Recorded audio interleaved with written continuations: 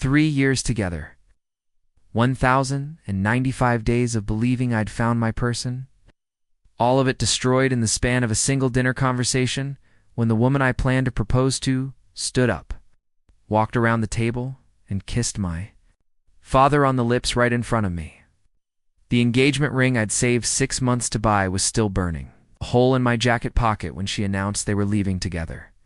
That was the moment I realized that sometimes the people closest to you are the ones holding the sharpest knives. Before we jump back in, tell us where you're tuning in from. And if this story touches you, make sure you're subscribed, because tomorrow I've saved something extra special for you. My name is Ryan Mitchell, and I genuinely believed I was living a fairy tale. Emma Chen had been my world for 3 incredible years. We met during my senior year at University of Colorado, Denver, when she was a sophomore studying fine arts. She had this infectious laugh that could light up any room and this way of seeing beauty in the most ordinary things. While I was grinding through my business degree, she'd drag me to art galleries and poetry readings, opening my eyes to a world I never knew existed. Emma came from a modest family. Her parents ran a small restaurant in Denver's Chinatown, working 16-hour days to make ends meet. She understood struggle, understood what it meant to work for everything you had. That's what I loved about her the most. While other girls I dated seemed interested in my father's money and connections, Emma seemed genuinely unimpressed by wealth. She'd rather spend Friday nights cooking ramen in my tiny downtown apartment than going to expensive restaurants. My father, Robert Mitchell, owned Mitchell Development Group, one of Denver's most successful real estate companies. Growing up, I'd watched him transform empty lots into thriving commercial centers and luxury residential complexes. The man had a gift for seeing potential where others saw nothing. He was charismatic, confident, and had this magnetic presence that drew people to him. Business partners, employees, even strangers at coffee shops would find themselves captivated by his stories and vision. But despite his success, Robert Mitchell was a complicated man. My mother died when I was 12, and he never remarried. He'd had relationships over the years, but nothing serious enough to bring home. He always said work was his only true love now. Looking back, I should have paid more attention to the way his eyes lingered on Emma during family dinners. I should have noticed how he'd find excuses to touch her hand when passing dishes, or how he'd steer conversations toward topics that interested her. The first red flag came about 8 months ago. Emma started asking questions about my father's business, questions that seemed oddly specific for someone who claimed to find real estate boring. She'd wonder aloud about his upcoming projects, his travel schedule, his business philosophy, when I'd tease her about suddenly developing an interest. In commercial development, she'd laugh it off and change the subject. Then there were the phone calls. Emma had always been someone who preferred texting, but suddenly she was taking mysterious calls that required her to step outside or go to another room. When I'd ask about them, she'd claim it was her mother or Jessica, her best friend from art school. But I'd call her parents' restaurant and discover she hadn't spoken to them in days. The second red flag was how she started dressing differently around my father. Emma's style had always been bohemian and artistic, flowing skirts, vintage band t-shirts, paint-stained jeans.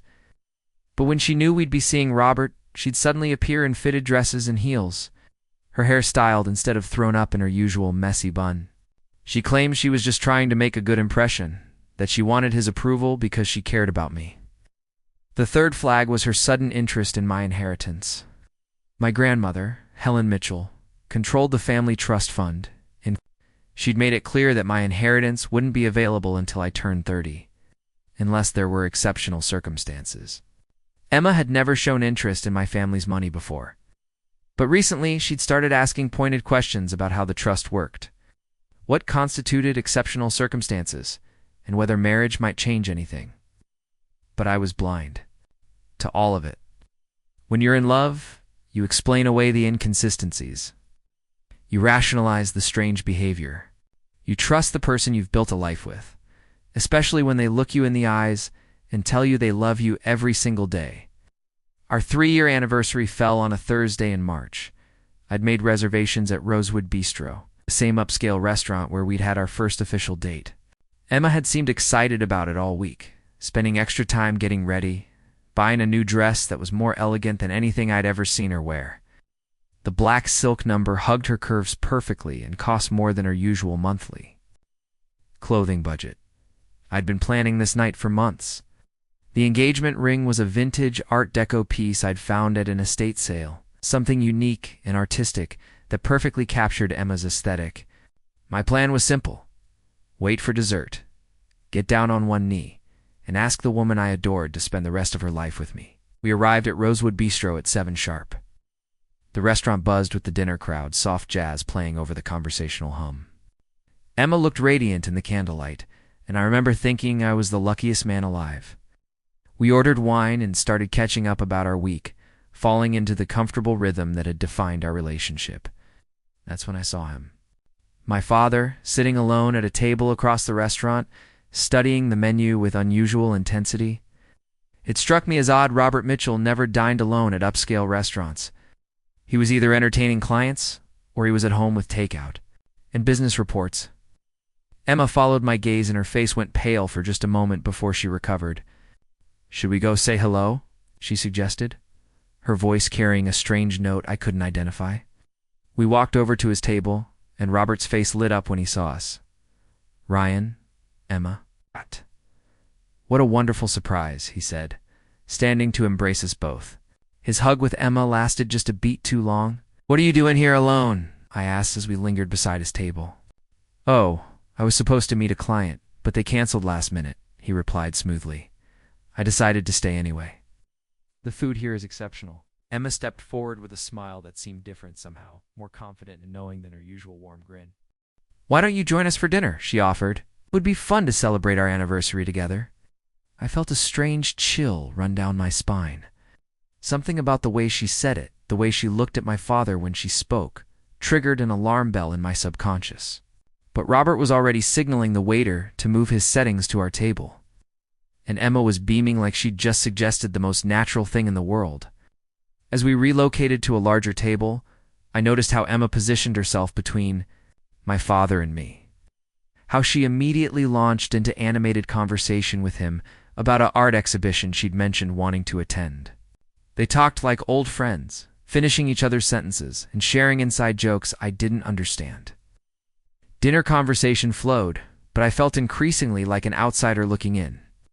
Emma and Robert discussed business philosophy, travel, destinations, and cultural experiences with a familiarity that made my stomach twist. When had they developed such a rapport? When had my girlfriend and my father become so comfortable with each other? The final blow came during dessert.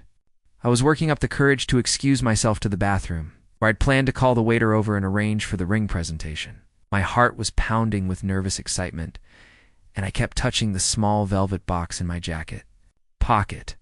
That's when Emma reached across the table and placed her hand over my father's. "Robert," she said, her voice clear and confident, "I think it's time we tell him." The restaurant noise faded to white static. The words hung in the air like smoke, and I felt my world tilt sideways. "Tell me what?" I managed to whisper. Emma turned to face me, and the woman I'd loved for 3 years was suddenly a stranger. Gone was the shy artist who blushed when ordering wine. In her place sat someone cold and calculating, someone who looked at me with what I could only describe as pity. "Ryan," she said gently, as if she were explaining something to a child, "Robert and I have fallen in love." The engagement ring box felt like it weighed 1,000 pounds in my pocket. Around us, other diners continued their conversations, completely unaware that my entire existence was imploding. "We didn't plan for this to happen," my father added, though his tone suggested he wasn't particularly sorry about it. "But sometimes, life takes you in directions you never expected." Emma nodded, squeezing Robert's hand tighter. "We've been seeing each other for 4 months now. We've tried to fight it, but the connection is undeniable." For months, third, of our relationship timeline, they'd been carrying on behind my back. Every family dinner, every casual encounter, every moment I'd proudly introduced my girlfriend to my father, they'd been deceiving me. "I'm pregnant," Emma announced, dropping the final bomb with the same casual tone she might use to comment on the weather. The restaurant spun around me. Pregnant. The woman I'd planned to propose to was carrying my father's child. The betrayal was so complete, so devastating, that I couldn't even process the full scope of it. We're going to get married as soon as possible, Robert continued, his voice taking on the authoritative tone he used in business meetings.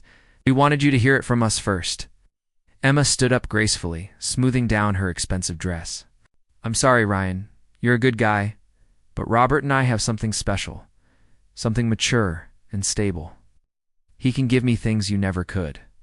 She leaned down and kissed my father full on the mouth, right there at our anniversary dinner table. It was passionate and possessive, a declaration of ownership that left no room for doubt about where her loyalties lay. As they prepared to leave together, Emma turned back to me one final time. The check is on the table, she said with a small smile. I'm sure you can handle it. And then they were gone, walking out of Rosewood Bistro hand in hand while I sat, alone at a table set for three, staring at a bill for $237. Preparing and narrating this story took us a lot of time, so if you are enjoying it, subscribe to our channel. It means a lot to us. Now back to the story, and wondering how 3 years of love could evaporate in the span of a single conversation. I sat there for what felt like hours, but was probably only minutes, watching other couples enjoy their romantic dinners while the reality of my situation slowly sank in. The waiter approached cautiously, clearly sensing something was wrong. He asked if everything was all right. I managed to nod and hand him my credit card without saying a word. $237 for the privilege of watching my life disintegrate. The drive home was a blur of Denver traffic lights and radio noise that couldn't drown out the echoing sound of Emma's words. He can give me things you never could.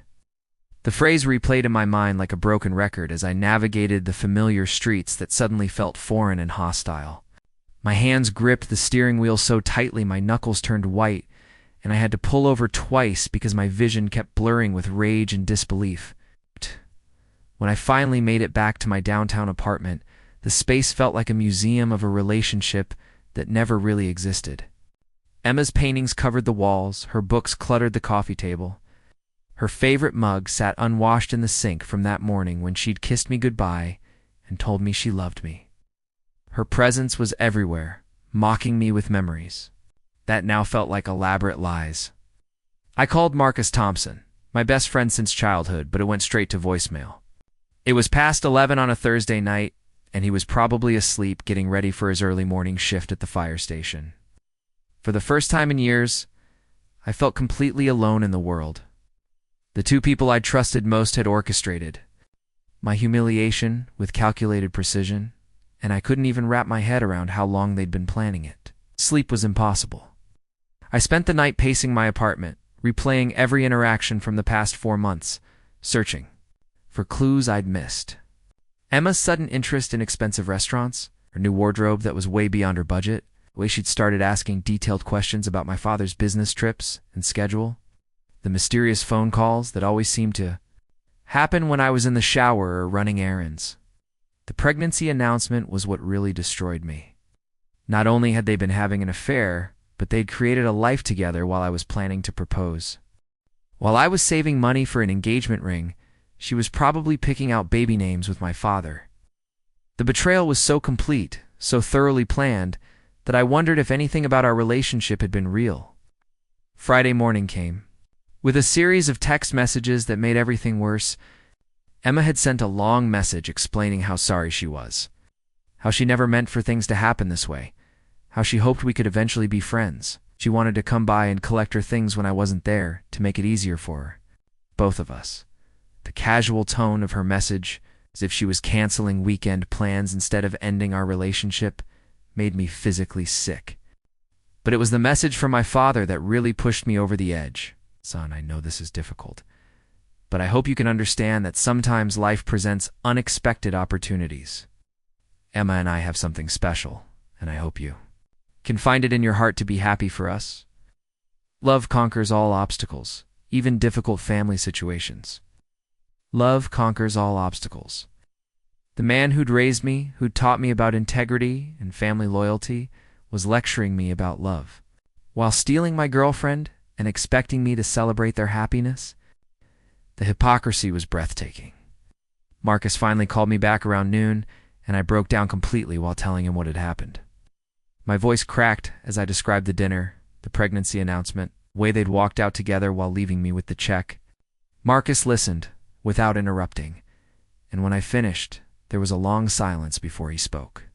"Ryan, man, I don't even know what to say. This is beyond messed up," he said, his voice tight with anger. "Your own father? And she's pregnant? Bro, you need to get out of there. Come stay with me for a while. Clear your head." But I couldn't leave. Not yet.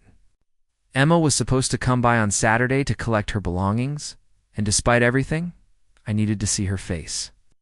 I needed to look into her eyes and try to understand how someone could lie so convincingly for so long. I needed answers, even though I suspected they wouldn't make me feel any better. When Saturday afternoon arrived, Emma showed up with Jessica Park, her best friend from art school. Jessica couldn't meet my eyes, confirming my suspicion that she'd known about the affair. All along, Emma moved through the apartment with clinical efficiency, packing her paintings, her clothes, her books, treating our shared space like a storage unit she was clearing out. "Ryan, I know you hate me right now," she said as she folded her favorite sweater, the one I'd bought her for Christmas. "But I need you to understand that this wasn't some calculated plan. Robert and I just connected on a level that I never experienced with anyone else. I watched her pack the coffee mug she'd used that very morning, the one that had seemed so innocent just 3 days ago." "When did it start?" I asked, my voice barely above a whisper. Emma paused, a stack of her art supplies in her hands. "Night of your cousin's wedding in January. You'd had too much to drink and went to bed early. Robert and I stayed up talking about art and business and life. We just clicked, you know? Talked until sunrise, and I realized I'd never had a conversation like that with anyone before. 4 months ago, while I was sleeping off wedding champagne, my girlfriend and my father were falling in love over deep conversation and shared interests. The irony wasn't lost on me that I'd always been proud of how well Emma got along with my family, over the pregnancy. I managed to ask, though I wasn't sure I wanted to know. "How far along?" 8 weeks, she said quietly. "We found out last week." That's when we decided we had to tell you. 8 weeks. They'd been sleeping together for months before she even missed a period. The timeline made me sick, but it also clarified something important. This wasn't a moment of weakness or a mistake that spiraled out of control. This was a sustained affair that had been going on for a third of our relationship. Jessica finally spoke up, her voice defensive. "Emma, we should go." "No, you've got everything you need." But Emma wasn't finished. She turned to face me directly, and for a moment, I saw a flash of the woman I'd fallen in love with. "Ryan, you're a good person. You're kind and loyal, and you'll make someone very happy someday. But Robert offers me security and maturity that I need right now. He's established, he's successful, he can provide for our family in ways that you just can't." There it was. The truth beneath all the talk about unexpected connections and love conquering obstacles. Emma had traded up. She'd found someone who could offer her more money, more status, more security, and she'd taken it. The shy art student who claimed money didn't matter had revealed her true priorities, and I wasn't enough. After they left, I sat in my empty apartment and made a decision that would change everything. I pulled out my phone and called my grandmother, Helen Mitchell, the family matriarch who controlled the Mitchell Trust Fund. At 78, she was sharper than most people half her age, and she'd never been fond of my father's romantic choices. "Grandmother, it's Ryan," I said when she answered. "I need to talk to you about something important. Can I drive up to Breckenridge tomorrow?" She must have heard something in my voice because she immediately agreed. "Of course, dear. Is everything all right?" "No," I said honestly, "but I think it's about to be." Sunday morning, I made the 2-hour drive to my grandmother's mountain cabin in Breckenridge. The winding roads and pine-covered slopes usually calmed me. But today, I was focused on one thing, taking control of my life for the first time in years. Grandmother Helen was waiting for me on her wraparound porch, a pot of coffee already brewing. She took one look at my face and guided me inside without asking questions. We sat in her cozy living room, surrounded by family photos that now felt like evidence of a lie I'd been living. I told her everything. The affair, the pregnancy, the humiliation at the restaurant, Emma's casual dismissal of our relationship. Helen listened without interrupting, her sharp blue eyes growing more intense with each detail. When I finished, she was quiet for a long moment. "That son of mine," she finally said, shaking her head. "I raised him better than this. This girl, Emma, I never trusted her. Too calculating for someone so young." Then she did something that surprised me. She reached into her desk drawer and pulled out a thick folder of legal documents. "Ryan, I've been thinking about restructuring the trust anyway. You're 26 years old, you have a college degree, and you've shown more integrity and character than your father ever has. I think it's time you had access to your inheritance. My inheritance. The money that was supposed to wait until I turned 30. The fund that Emma had been so curious about, the security that she'd chosen my father to provide instead. Helen was offering to give me early access to nearly $2 million in investments and property. There's one condition," she continued, her voice taking on the authoritative tone that had made her a successful businesswoman in her own right. "You have to cut all ties with your father and this Emma situation. No contact, no involvement in their drama, no attempts to win her back or get revenge. You take the money, you start fresh somewhere new, and you build a life worthy of the Mitchell name." The offer was more generous than I'd ever imagined, but it was also exactly what I needed. Clean break, a fresh start in the financial. Freedom to build something meaningful without being dependent on anyone who'd betrayed me. "What about Dad's business?" I asked. "The family company?" Helen's smile was cold and satisfied. "Let him try to explain to his investors and board members why he's marrying his son's ex-girlfriend, who's carrying his child. Let him deal with the scandal and the whispers. The Mitchell Development Group's reputation will survive, but his personal credibility might not." I signed the papers that afternoon, officially accessing my trust fund and severing my financial ties to my father's business. Helen also helped me open new bank accounts and investment portfolios, ensuring that my father would have no way to track or interfere with my money. But the real gift she gave me wasn't financial. As I prepared to leave, she handed me a letter of recommendation and a business card. "Sarah Williams," she explained. "She's a consultant who helps people start new businesses and build independent careers. She's based in Portland, and she owes me a favor from 20 years ago. Call her when you're ready to build something of your own." Portland, a city I'd never lived in, where nobody knew my history or my family's reputation, a place where I could start over completely, without the weight of expectations or the shadow of betrayal. I drove back to Denver that evening with a sense of purpose I hadn't felt in months. Emma and my father thought they'd destroyed me, thought they'd left me broken and dependent while they built their new life together. They had no idea that their betrayal had just freed me from a future I'd never really chosen for myself. Monday morning, I quit my part-time job at Summit Coffee, broke my apartment lease, and started planning my move to Portland. I had enough money to take risks, to pursue opportunities that had seemed impossible just a week ago. For the first time in my adult life, I wasn't following someone else's plan or trying to meet someone else's expectations. The text messages from Emma continued for a few days, shifting from apologetic to concerned to frustrated as I refused to respond. My father called repeatedly, leaving voicemails about family loyalty and forgiveness that I deleted without listening to completely. But I was done being their victim, done being the convenient scapegoat for their choices. End of the week, I had sold most of my furniture, packed my essential belongings, and booked a one-way flight to Portland. The engagement ring I'd planned to give Emma was returned to the jeweler for a full refund.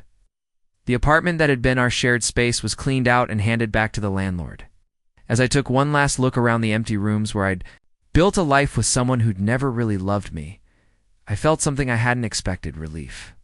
The betrayal had hurt more than anything I'd ever experienced, but it had also shown me who I really was and what I was capable of surviving.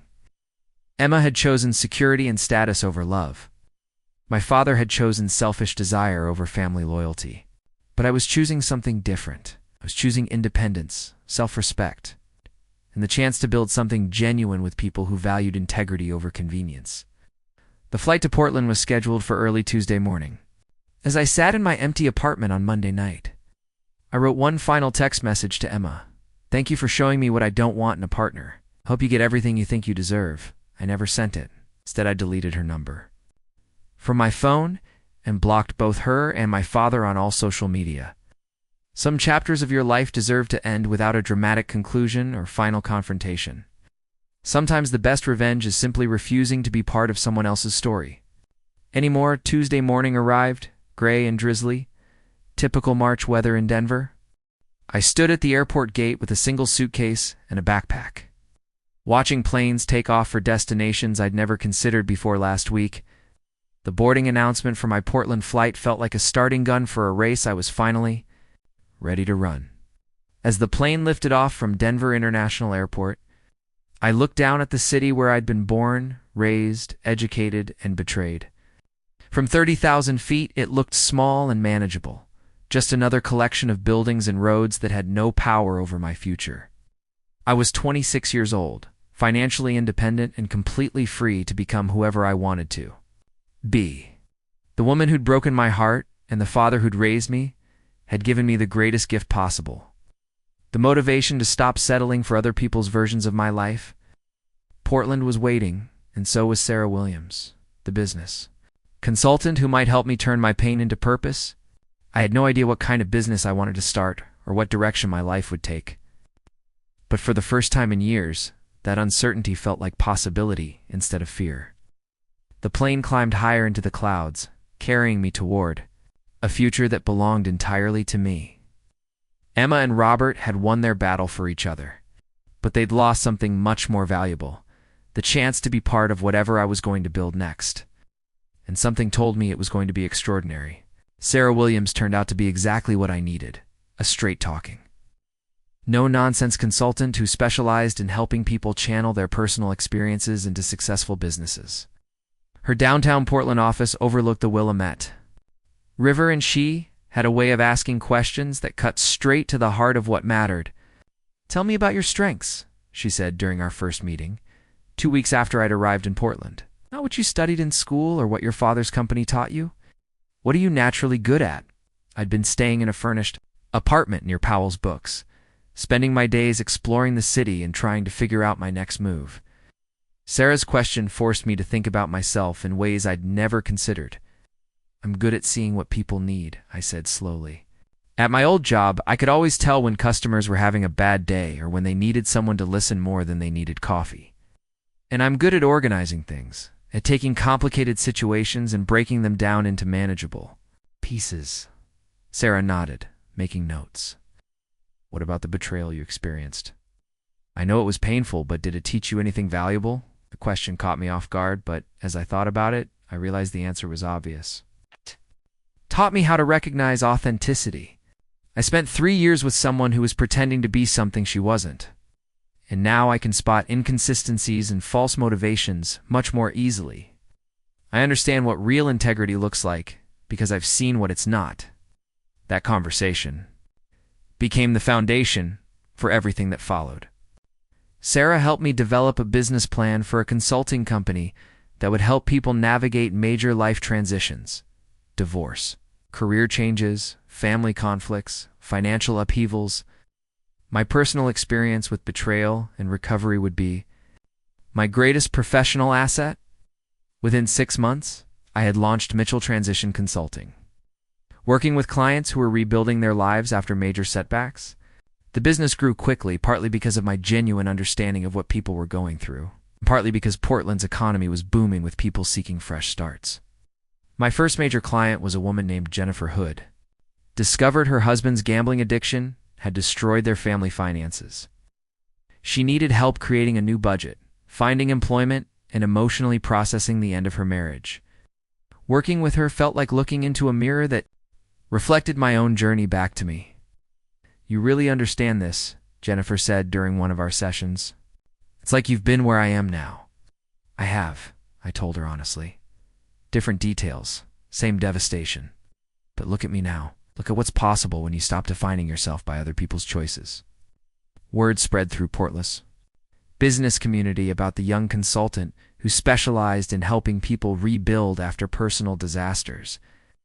Within a year, I had a waiting list of clients and had hired 2 associate consultants to help handle the workload. The financial success was gratifying, but the real reward was watching people transform their pain into strength. Every client who successfully navigated their transition felt like proof that my own experience had meaning beyond just personal growth. I bought a house in the Pearl District, a converted warehouse with exposed brick walls and massive windows that flooded the space with light. It was nothing like the cramped apartment I'd shared with Emma, nothing like the ostentatious mansion where my father lived. It was mine, chosen by me, paid for with money I'd earned through my own efforts. The dating scene in Portland was completely different from what I'd experienced in Denver. People here valued authenticity and independence over status and connections. I dated casually for the first year, enjoying the freedom to get to know different types of people without the pressure of finding the one immediately. But it was at a client referral dinner that I met someone who would change everything again. Dr. Lisa Chen, therapist who specialized in trauma recovery, had referred several clients to my practice. She was brilliant, compassionate, and had a laugh that reminded me why I'd learned to trust my instincts about people. "You do good work," she told me over dinner at a small Italian restaurant in the Alberta Arts District. "My clients come back from sessions with you looking like they remember who they used to be before everything fell apart." Lisa was different from Emma in every way that mattered. She was financially independent, emotionally secure, and completely uninterested in changing me to fit her vision of what a partner should be. When I told her about my past, about the betrayal that had brought me to Portland, she listened without judgment and asked thoughtful questions about how I'd processed the experience. "You turned your worst moment into your greatest strength," she observed. "That takes a kind of courage that most people never develop." Our relationship developed slowly and naturally, built on mutual respect and genuine compatibility instead of projection and need. Lisa had her own practice, her own goals, her own life, that didn't require me to complete it. We chose to be together because we enhanced each other's happiness, not because either of us was afraid to be alone. 2 years after arriving in Portland, Mitchell Transition Consulting had become one of the most respected practices of its kind in the Pacific Northwest. I'd been featured in several business publications, invited to speak at conferences, and had helped hundreds of people rebuild their lives after major setbacks. But the real measure of my success wasn't professional recognition or financial independence. It was the fact that I'd created a life that felt authentically mine, surrounded by people who valued the same things I did. I'd learned that the opposite. A betrayal isn't revenge, it's building something so meaningful that the people who hurt you become irrelevant to your happiness. The call came on a rainy Thursday afternoon in November, almost 3 years after I'd left Denver. Marcus Thompson's name appeared on my phone screen, and I answered immediately, always happy to hear from my old friend. "Fine, man, I have some news," he said, his voice carrying a strange mix of amusement and concern. "It's about Emma and your father." I'd successfully avoided news about their life together for years, but something in Marcus's tone made me curious. "What about them?" "They're getting divorced," Marcus said. "Apparently your father has been having an affair with his secretary. Emma found out last week and filed papers immediately. Word is, she's asking for half of everything, including the business." The irony was so perfect it was almost funny. Emma, who'd left me for my father's security and status, is discovering that a man who'd cheat on his son might also cheat on his wife. She'd chosen him for his money and stability, and now she was fighting him for both in divorce court. "There's more," Marcus continued. "She's been calling around asking people for your contact information. Apparently she wants to apologize and maybe reconnect. I think reality is setting in about what she gave up." I looked out the window of my downtown Portland office, watching the rain create patterns on the glass. 3 years ago, news like this would have devastated me or filled me with vindictive satisfaction. Now it just felt like information about strangers whose choices had nothing to do with my life. "If she contacts you again, tell her I'm not interested," I said calmly. "That chapter is closed. You sure, man? And she's got a kid now, so things are complicated." The child, Emma and Robert's daughter, who would grow up watching her parents destroy each other in divorce court. I felt genuinely sorry for that little girl. but I also knew that getting involved would only complicate everyone's life unnecessarily. "I'm sure," I said firmly. "I have a good life here, Marcus. Not interested in revisiting old drama." After hanging up, I sat in my office thinking about the journey that had brought me to this moment. 3 years ago, I'd been a broken young man whose entire identity was built around relationships that were fundamentally dishonest. Today I was a successful business owner, in a healthy relationship with someone who genuinely loved me, surrounded by friends and clients who respected my integrity. Emma's attempt to reconnect wasn't really about me. It was about her realizing that she'd traded a genuinely caring partner for a man who'd proven himself capable of betraying anyone when it served his interests. She'd discovered that choosing security over love often means ending up with neither. But her regret couldn't undo the choices she'd made, or the person those choices had revealed her to be. More importantly, it couldn't diminish the life I'd built since leaving Denver. I'd learned that the best revenge against people who underestimate you isn't proving them wrong, it's building something so fulfilling that their opinion becomes irrelevant. That evening, I met Lisa for dinner at our favorite restaurant, a small farm-to-table place that sourced ingredients from local Oregon farms. As we shared a bottle of wine and talked about our days, I felt the deep contentment that comes from knowing you're exactly where you belong. "You seem thoughtful tonight," Lisa observed, reaching across the table to touch my hand. "Everything okay?" I told her about Marcus's call, about Emma's divorce, and her attempts to reconnect. Lisa listened with the same thoughtful attention. She brought to everything, asking questions that helped me process my own reactions. "How do you feel about it?" she asked when I finished. "Grateful," I said, surprising myself with the honesty of the answer. If Emma hadn't betrayed me, I never would have left Denver, never would have built this business or met you or discovered what I was capable of on my own. Her choosing my father was the best thing that ever happened to me. Lisa smiled, raising her wine glass in a mock toast. "To Emma's poor judgment and your excellent recovery." We laughed together, and I realized that this was what healing actually looked like. Not the absence of scars, but the ability to tell your story without bleeding. Not the erasure of painful memories, but the transformation of those memories into wisdom and strength. Later that night, as Lisa slept beside me in the house I'd chosen and bought with money I'd earned, I thought about the engagement ring I'd planned to give Emma 3 years ago. That ring had represented a future built on illusion and compromise, a life where my happiness depended on someone else's choices. The life I'd built in Portland was different. It was based on my own values, my own goals, my own definition of success. The people in it were there because they chose to be, not because they needed something from me or because I was convenient for their plans. Emma could keep calling around Denver, looking for ways to contact me. My father could keep dealing with the consequences of his choices. Their drama belonged to them now. I was no longer available to be hurt by their decisions or responsible for their happiness. I'd learned that sometimes the people who hurt you the most do you the greatest favor by showing you exactly what you don't want in your life. Emma's betrayal had been devastating, but it had also been liberating. She'd freed me from a future that was never really mine and forced me to discover what I was capable of when I stopped settling for other people's versions of my worth. The rain continued outside, but inside my home, everything was warm and peaceful and authentically mine. Tomorrow would bring new clients, new challenges, new opportunities to help people transform their pain into purpose. It was exactly the life I'd never known I wanted, built on the foundation of the worst thing that had ever happened to me. And somewhere in Denver, Emma was learning that a man who will betray his own son for her might not be the stable, trustworthy partner she'd thought she was choosing.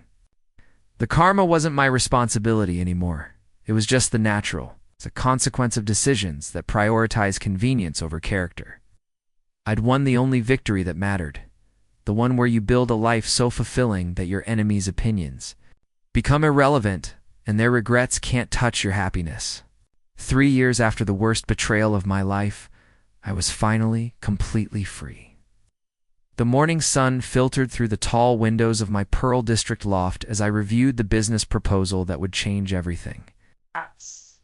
6 months in Portland. had taught me that starting over wasn't just about geography. It was about discovering who you could become when nobody else's expectations were weighing you down. The coffee in my mug had gone cold while I worked, but I barely noticed. This proposal represented everything I'd learned about myself since leaving Denver, packaged into a business plan that could actually help people. Sarah Williams had become more than just a consultant. She'd become a mentor who understood that the best businesses solve problems you've personally experienced.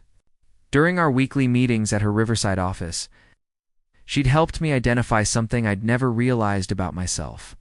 My greatest strength wasn't my business degree or my family connections, but my ability to recognize when people were lying to themselves about their situations. She had told herself that wanting to stay home was the reasonable choice, but deep down, Patricia knew the truth. She wanted a different career altogether.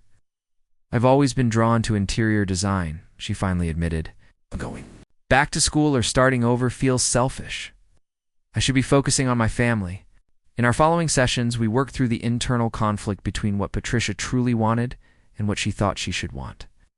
She didn't have to choose between being a devoted mother and having meaningful work. She just needed a way to pursue both without guilt. Eventually, Patricia enrolled in online interior design classes, working during her children's school hours. Within a year, she launched a small consulting business. It didn't match her old marketing salary right away, but her happiness soared. That improvement echoed throughout her home life. "You helped me see I was creating a false choice," she said later. "I wasn't choosing between selfish and responsibly, was being irresponsible by staying in a job that made me miserable." Stories like Patricia's and David's, before hers, confirmed what I'd come to believe. Most people's challenges weren't rooted in external obstacles, but in the tension between their genuine desires and the expectations they'd absorbed over time. My role wasn't to solve their problems for them. It was to help them identify what those problems really were. The business grew quickly because it filled a gap. Traditional therapy addressed emotional pain. Career counseling helped with resumes and job searches. Financial planners offered budgeting and investment advice. But almost no one helped people define what they actually wanted their lives to look like. My unique mix of business experience and personal crisis gave me credibility with clients who were skeptical of conventional help. I often shared parts of my own story not as therapy, but to show them how major life upheaval could force people into clarity. The worst thing that ever happened to me made it impossible to keep living someone else's version of my life. I tell clients facing betrayal, career upheaval, or emotional burnout, sometimes the people who hurt you, do you a favor by tearing down a life that wasn't truly yours. One client, Rebecca, had discovered that her husband's secret gambling had emptied their bank accounts and destroyed their credit. She came to me focused on the practical fallout: budgets, debt, financial survival. But it was clear she was avoiding the deeper issue: whether she even wanted to stay in the marriage. "Imagine he got treatment and never gambled again," I said during one session. "Would you still want to be married to someone who lied to you for years?" That single question shifted everything. Rebecca realized she had been ignoring long-standing doubts about her husband's integrity. The gambling was just the final betrayal, not the first. "I was so focused on saving the marriage," she admitted, "that I never stopped to ask whether it was a marriage worth saving." She ultimately chose to divorce, not out of anger, but out of clarity. Within months, she'd launched her own bookkeeping business and begun dating someone whose values aligned with hers: honesty, responsibility, mutual respect.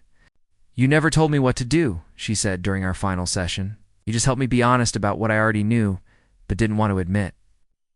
Watching clients break free from unexamined expectations was the most fulfilling part of the job. By the end of my first year in Portland, Mitchell Transition Consulting had helped more than 50 clients make meaningful life changes with clarity, not fear. I was featured in local business publications, and referrals began pouring in from therapists, coaches, and financial planners who recognized the unique support I offered.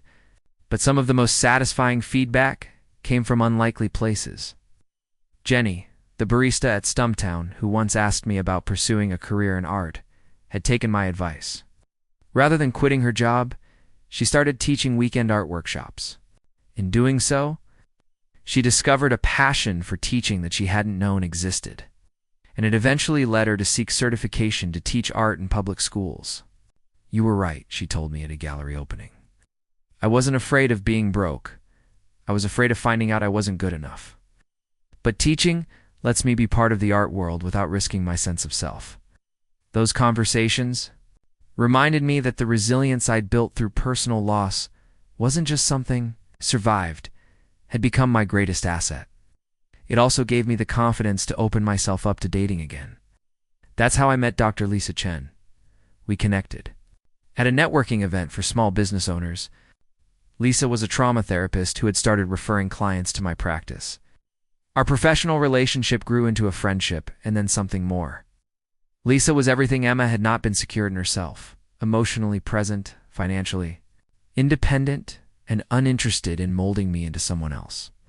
When I told Lisa the story of how betrayal had led to the founding of my business, she didn't pity me or try to fix anything. She just listened. "You turned your worst moment into your biggest strength," she said quietly. "That's rare and brave." What we built together was entirely different from any relationship I'd had before. With Lisa, I didn't have to prove anything. I didn't have to monitor her moods or constantly wonder if I was enough. She had her own goals, her own business, her own life. We chose to be together because we enriched each other's lives, not because we needed someone to fill a void. "This is what healthy looks like," Lisa said one night as we cooked dinner. "In my loft, 2 whole people choosing to share their lives, not to half people trying to make each other whole." She was right. By my second year in Portland, the business had expanded. I hired 2 associate consultants and launched online courses for clients who preferred to work independently. The growth felt natural, driven by purpose, not pressure. My home, my business, my relationships, they all reflected my choices, not compromises made to please someone else. Everything I'd lost when Emma betrayed me — status, stability, security — had been replaced by something better. An authentic life that couldn't be taken from me because it was built on who I really was. And that, I realized, was the true definition of success. The young man who'd once been publicly humiliated at Rosewood Bistro was now the one helping others reclaim their clarity, confidence, and direction. And the best part? I knew this was just the beginning. I'd stopped trying to prove anything to the people who had betrayed me, because I'd learned the truth. The opposite of betrayal isn't revenge, it's building. Something so meaningful that the people who hurt you become irrelevant to your happiness. Emma and my father had given each other exactly what they deserved. In doing so, they'd unknowingly given me something far more valuable: the motivation to discover who I truly was when no one else's expectations were guiding my choices. So when Marcus called that Tuesday morning with an update from Denver, I listened more out of curiosity than anything else. His voice had that unmistakable edge of impending gossip as he said, "Your dad and Emma? They're having serious issues." I leaned back in my chair, watching the Portland fog roll off the Willamette River, and waited for the details, like I was hearing about characters from a show I used to watch. Marcus didn't disappoint. Robert Mitchell, my father, the self-styled patriarch of power and principle, had apparently started an affair with his new marketing director, a woman just a few years older than Emma. Emma predictably found out, stormed into his office, caused a scene, and then went straight to a divorce lawyer.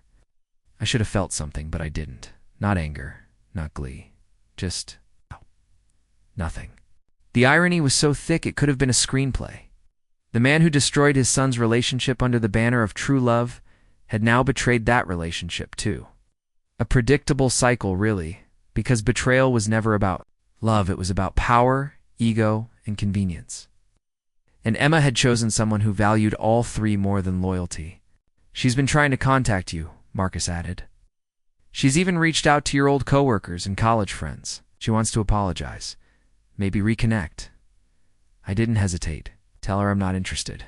That part of my life is over. Even with everything going on, I mean. She's got a 2-year-old now. Her situation's messy."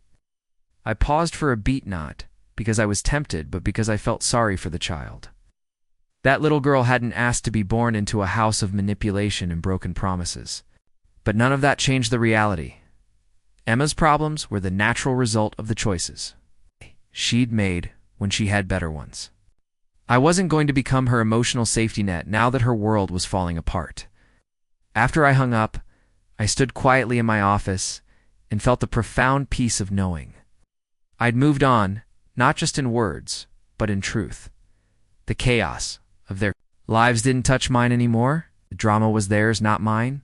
I wasn't responsible for fixing it, reacting to it, or even feeling anything about it. That afternoon, I met with a new client, Janet Morrison, a 45-year-old executive claiming she wanted help with early retirement. But from our first conversation, I knew retirement wasn't really what she was after. She talked about travel and free time, but there was no real passion in her voice. When I pressed, she admitted she wasn't sure how she'd actually fill her days. What I heard wasn't someone excited about rest, it was someone desperate to escape a life that no longer fit. So I asked, what if the real issue isn't that you want to stop working, it's that you're tired of doing work that doesn't matter to you? That shifted everything. Janet began exploring options she hadn't dared consider: consulting, mentoring, even launching her own boutique firm. Over the next few months, she left her corporate job, took a calculated pay cut, and launched a strategic planning business for small companies. She was finally doing work she enjoyed on her terms. "You helped me realize I was solving the wrong problem," she told me. "I didn't need to stop working, I just needed to stop working for someone else's dream." Janet's story was a mirror of my own in many ways. I'd once thought the pain was about Emma and my father, but they were just the surface wound. The real issue had been my own willingness to settle for a version of life that didn't align with my values. Emma didn't ruin me, she exposed. The truth I didn't want to face, that we weren't aligned. She valued comfort, status, predictability. I valued growth, loyalty, honesty. We were never going to build a life together that honored both of our deepest needs, because our needs were fundamentally different. When I finally accepted that, everything changed. Today, I run a business that helps people like Janet make meaningful changes without burning their lives down. I wake up every morning in a city I chose, in a home I designed for myself, in a relationship built on mutual respect and shared purpose, not codependency. Emma and my father? Their story ended where mine began, and the fact that they're now unraveling only confirms what I've always suspected. Betrayal may feel like a setback, but sometimes it's a release. Because the life I built after losing everything, it's more honest, more fulfilling, and more mine than anything I had before. And the man who once begged for love at a bistro table now walks into every room knowing exactly what he's worth. The betrayal had been devastating, but it had also forced me to develop standards I'd never had before. Now I knew exactly what I needed from relationships, both personal and professional. And I wasn't willing to compromise on those requirements, just to avoid being alone. That evening, Lisa and I had dinner at a new restaurant in the Alberta Arts District, one of Portland's most creative neighborhoods. As we shared a bottle of Oregon Pinot Noir and talked about our respective days, I told her about Marcus's call and Janet's consultation. "How do you feel about Emma wanting to reconnect?" Lisa asked, her voice carrying the professional curiosity that made her such an effective therapist. "Honestly, I feel nothing," I said, realizing as I spoke that it was completely true. 2 years ago, I would have been either devastated or vindictive. Oh, it just feels like information about people I used to know. Lisa nodded thoughtfully. That's what complete healing looks like. It's not the absence of memory, but the absence of emotional charge around those memories. She was right. I could tell the story of Emma's betrayal without feeling angry or hurt or vindictive. It had become simply part of my history, something that had happened to me rather than something that defined me. "I think Emma's reaching out because she's realizing what she actually gave up," I continued. "She chose my father for his money and status. But now she's discovering that a man who'll betray his own son might not be the loyal partner she thought she was getting." "Do you think she genuinely regrets her choice? Or does she just regret how it turned out?" Lisa asked. The question made me think about the difference between remorse and regret. a distinction that had become important in my work with clients. Remorse was feeling sorry for the pain your actions caused others. Regret was feeling sorry that your actions hadn't produced the results you wanted. I think she regrets how it turned out, I said after considering it. If my father had remained faithful and their marriage was happy, I doubt she'd be posting on social media about what a mistake she made. She's not sorry she hurt me, she's sorry her strategy didn't work. That distinction explained why I felt no desire to reconnect with Emma, even though she was apparently suffering consequences for her choices. Her current problems weren't evidence that she'd developed different values, they were evidence that she'd miscalculated which choice would serve her existing values more effectively. The conversation with Lisa reinforced something I'd learned through building my consulting practice. The most important skill in any relationship was the ability to distinguish between people who shared your fundamental values and people who simply wanted the same outcomes for different reasons. Emma and I had both wanted a stable, long-term relationship, but for completely different reasons. I'd wanted emotional security and genuine partnership. She'd wanted financial security and social status. When my father offered her a more efficient path to her actual goals, she'd taken it without hesitation. The mistake I'd made wasn't trusting Emma, it was assuming that shared goals indicated shared values. Now I knew to pay attention to people's motivations, not just their stated objectives. 3 days after Marcus's call, I received an email that confirmed everything I'd suspected about Emma's motivations. She'd somehow obtained my business email address and sent a carefully crafted message that was clearly designed to elicit sympathy and open communication channels. Ryan, I know you probably don't want to hear from me, but I needed to reach out to tell you how sorry I am for the pain I caused you.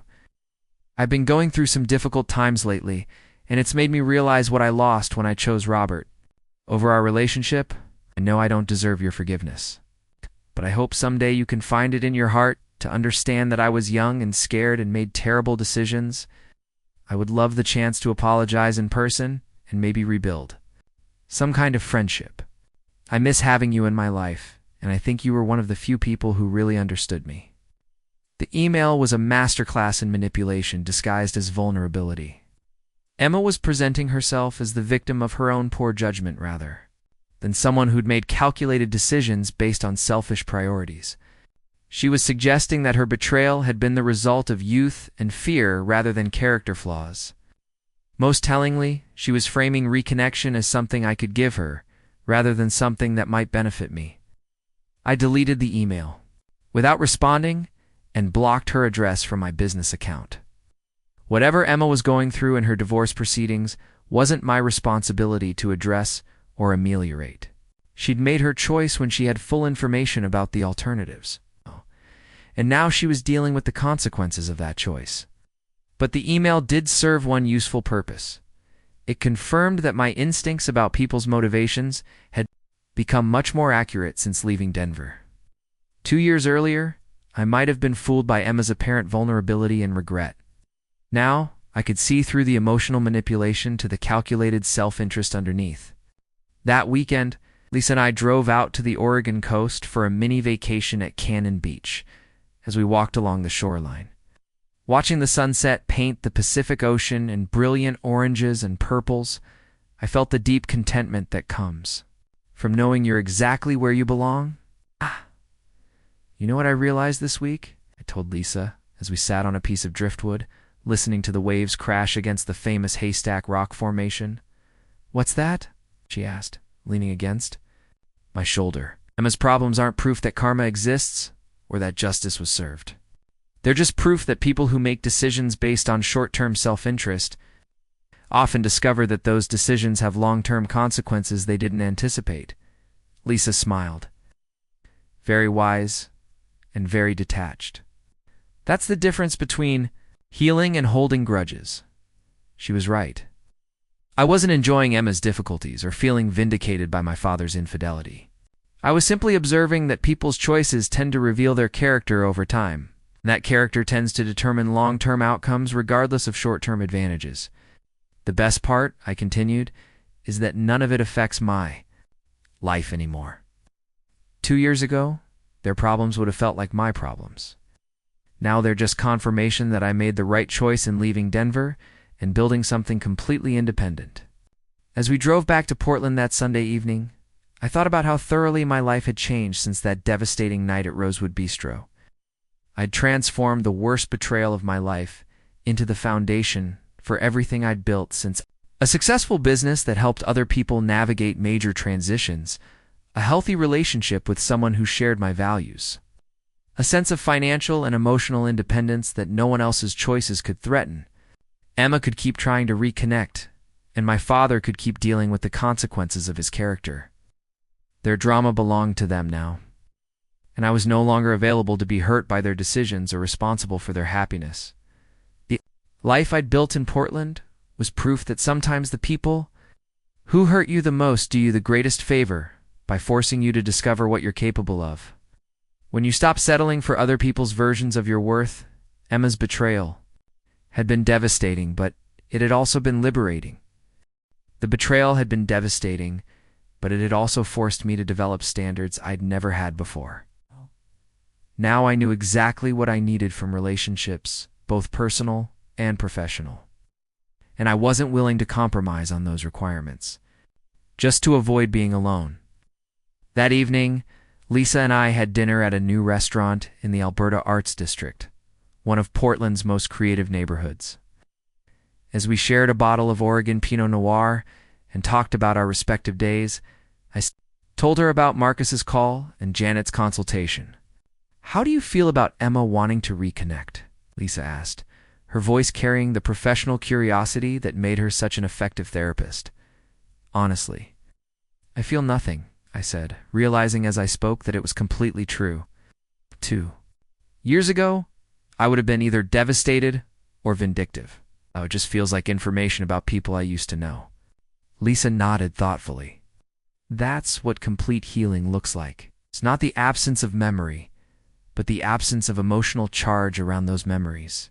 She was right. I could tell the story of Emma's betrayal without feeling angry or hurt or vindictive. It had become simply part of my history, something that had happened to me rather than something that defined me. "I think Emma's reaching out because she's realizing what she actually gave up," I continued. "She chose my father for his money and status. But now she's discovering that a man who'll betray his own son might not be the loyal partner she thought she was getting." "Do you think she genuinely regrets her choice? Or does she just regret how it turned out?" Lisa asked. How? The question made me think about the difference between remorse and regret, a distinction that had become important in my work with clients.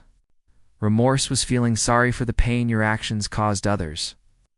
Regret was feeling sorry that your actions hadn't produced the results you wanted. "I think she regrets how it turned out," I said after considering it.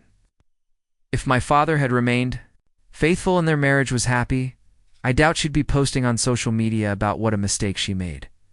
She's not sorry she hurt me, she's sorry her strategy didn't work."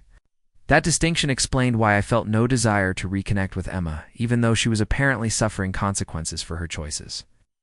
Her current problems weren't evidence that she'd developed different values. They were evidence that she'd miscalculated which choice would serve her existing values more effectively. The conversation with Lisa reinforced something I'd learned through building my consulting practice. The most important skill in any relationship was the ability to distinguish between people who shared your fundamental values and people who simply wanted the same outcomes for different reasons. Emma and I had both wanted a stable, long-term relationship, but for completely different reasons. I'd wanted emotional security and genuine partnership. She'd wanted financial security and social status. When my father offered her a more efficient path to her actual goals, she'd taken it without hesitation. The mistake I'd made wasn't trusting Emma, it was assuming that shared goals indicated shared values. Now I knew to pay attention to people's motivations, not just their stated objectives. 3 days after Marcus's call, I received an email that confirmed everything I'd suspected about Emma's motivations. She'd somehow obtained my business email address and sent a carefully crafted message that was clearly designed to elicit sympathy and open communication channels. "Ryan, I know you probably don't want to hear from me, but I needed to reach out to tell you how sorry I am for the pain I caused you. I've been going through some difficult times lately, and it's made me realize what I lost when I chose Robert. Over our relationship, I know I don't deserve your forgiveness. But I hope someday you can find it in your heart to understand that I was young and scared and made terrible decisions. I would love the chance to apologize in person and maybe rebuild some kind of friendship. I miss having you in my life, and I think you were one of the few people who really understood me. The email was a masterclass in manipulation disguised as vulnerability. Emma was presenting herself as the victim of her own poor judgment rather than someone who'd made calculated decisions based on selfish priorities. She was suggesting that her betrayal had been the result of youth and fear rather than character flaws. Most tellingly, she was framing reconnection as something I could give her, rather than something that might benefit me. I deleted the email without responding and blocked her address from my business account. Whatever Emma was going through in her divorce proceedings wasn't my responsibility to address or ameliorate. She'd made her choice when she had full information about the alternatives. And now she was dealing with the consequences of that choice. But the email did serve one useful purpose. It confirmed that my instincts about people's motivations had become much more accurate since leaving Denver. 2 years earlier, I might have been fooled by Emma's apparent vulnerability and regret. Now, I could see through the emotional manipulation to the calculated self-interest underneath. That weekend, Lisa and I drove out to the Oregon coast for a mini vacation at Cannon Beach as we walked along the shoreline. Watching the sunset paint the Pacific Ocean in brilliant oranges and purples, I felt the deep contentment that comes from knowing you're exactly where you belong. You know what I realized this week? I told Lisa as we sat on a piece of driftwood, listening to the waves crash against the famous Haystack Rock Formation. What's that? She asked, leaning against my shoulder. Emma's problems aren't proof that karma exists or that justice was served. They're just proof that people who make decisions based on short-term self-interest often discover that those decisions have long-term consequences they didn't anticipate. Lisa smiled. Very wise and very detached. That's the difference between healing and holding grudges. She was right. I wasn't enjoying Emma's difficulties or feeling vindicated by my father's infidelity. I was simply observing that people's choices tend to reveal their character over time. That character tends to determine long-term outcomes regardless of short-term advantages. The best part, I continued, is that none of it affects my life anymore. 2 years ago, their problems would have felt like my problems. Now they're just confirmation that I made the right choice in leaving Denver and building something completely independent. As we drove back to Portland that Sunday evening, I thought about how thoroughly my life had changed since that devastating night at Rosewood Bistro. I'd transformed the worst betrayal of my life into the foundation for everything I'd built since: a successful business that helped other people navigate major transitions, a healthy relationship with someone who shared my values, a sense of financial and emotional independence that no one else's choices could threaten. Emma could keep trying to reconnect, and my father could keep dealing with the consequences of his character. Their drama belonged to them now, and I was no longer available to be hurt by their decisions or responsible for their happiness. The life I'd built in Portland was proof that sometimes the people who hurt you the most do you the greatest favor by forcing you to discover what you're capable of. When you stop settling for other people's versions of your worth, Emma's betrayal had been devastating, but it had also been liberating. She'd freed me from a future that was never really mine and pushed me to create something authentically meaningful. Monday morning brought new clients, new challenges, new opportunities to help people transform their setbacks into comebacks. It was exactly the life I'd never known I wanted, built on the foundation of the worst thing that had ever happened to me. And somewhere in Denver, Emma was learning that choosing security over character often means ending up with neither. Irony was perfect, but it was no longer my concern. I'd won the only victory that mattered, building a life so fulfilling that my former betrayer's opinions had become completely irrelevant to my happiness. 5 years had passed since that devastating anniversary dinner at Rosewood Bistro, and my life in Portland had evolved into something I couldn't have imagined during those dark days after the betrayal. Mitchell Transition Consulting had grown from a one-person operation into a respected firm with 12 employees. satellite offices in Seattle and San Francisco, and a waiting list of clients that stretched 6 months out. The morning started, like any other, with coffee from my favorite local roastery and a review of the day's schedule in my home office. Lisa had left early for a conference in Eugene, kissing me goodbye while I was still half asleep. The house we'd bought together in the Hawthorne district felt warm and lived in, filled with art from local galleries and books from Powell's that reflected our shared interests rather than anyone else's expectations. My assistant, Carolyn, had scheduled a full day of client consultations followed by a team meeting to discuss our expansion into online coaching programs.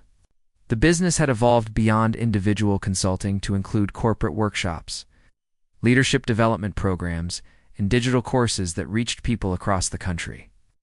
Every success felt earned and authentic, built on genuine value rather than connections or inherited advantages. The first client of the day was Thomas Kim, a software engineer who thought he wanted to quit his job to become a freelance photographer but couldn't articulate why he was drawn to that particular career change. After 3 sessions, we'd identified that his real desire wasn't creative fulfillment, but location independence. Thomas didn't actually want to be a photographer. He wanted to work remotely while traveling. Within a month, he'd negotiated a remote arrangement with his current employer and started planning the extended travel he'd been craving. Cases like Thomas's reminded me daily that my own painful experience had become the foundation for helping hundreds of people avoid years of confusion and wasted effort. The betrayal that had shattered my world at 26 had taught me to distinguish between what people said they wanted and what they actually needed, a skill that proved invaluable in both business and personal relationships. During lunch, I received a text from Marcus that made me smile with genuine amusement rather than bitterness. Emma's divorce was finalized yesterday. She got half of everything, including a significant chunk of your dad's business. Word is, she's moving to California with her daughter. Thought you'd want to know the final chapter of that saga. The news felt like the conclusion of a story I'd stopped following years ago. Emma had successfully extracted maximum financial benefit from her marriage to my father, just as she'd probably calculated when she first made that choice. My father was dealing with the consequences of marrying someone whose primary motivation had been security rather than love. Their daughter would grow up in California, hopefully far enough from their toxic dynamic to develop healthy relationship patterns. But the most significant thing about Marcus's text was how little emotional impact it had on me. 5 years earlier, news of Emma's divorce would have felt personally meaningful. Now it was simply information about people whose choices no longer affected my life in any way. That evening, Lisa and I attended the opening night of a local theater production, one of the regular cultural events that had become central to our life together. During intermission, we ran into Dr. Sarah Williams, the consultant who'd helped me develop my business plan during those crucial early months in Portland. "Ryan, you look fantastic," Sarah said, embracing me warmly. "How's the business expansion going?" I updated her on our recent growth, the new programs we were launching, and the corporate partnerships we'd developed. Sarah had watched my transformation, from devastated refugee from Denver to successful entrepreneur, and her pride in my progress was evident. "You know what I'm most impressed by?" Sarah said, as we found our seats for the second act. "You never let your success go to your head. You're still the same genuinely caring person who wanted to help people figure out their lives, just with better business systems and more resources to do it effectively." Her observation touched on something I'd been thinking about lately. Success had given me financial security and professional recognition, but it hadn't changed my core values or made me forget where I'd come from. If anything, prosperity had deepened my appreciation for authenticity and genuine connection. After the play, Lisa and I walked home through the tree-lined streets of our neighborhood, past the cafes and bookstores that had become familiar landmarks of our shared life. The evening was crisp and clear, typical October weather in Portland, and the city felt alive with the energy of people pursuing creative and meaningful work. "I got an interesting call today," Lisa said as we stopped to admire a neighbor's elaborate Halloween decorations. "Dr. Jennifer Morrison from the Trauma Center wants to collaborate on a program for people dealing with relationship betrayal. Apparently, several of her patients have mentioned your work, and she thinks there's an opportunity to combine therapeutic support with practical transition planning. The idea excited me immediately. My business had always focused on the practical aspects of major life changes, while traditional therapy addressed the emotional processing. A collaborative program could offer people comprehensive support during some of their most vulnerable moments. That sounds perfect, I said, already thinking about how such a partnership might work. People need both emotional healing and practical guidance, but they don't always know how to access both types of support simultaneously. As we reached our front door, I realized that this conversation represented everything my life had become: meaningful work that helped people, partnership with someone who understood and supported my goals, and opportunities for continued growth that aligned with my values.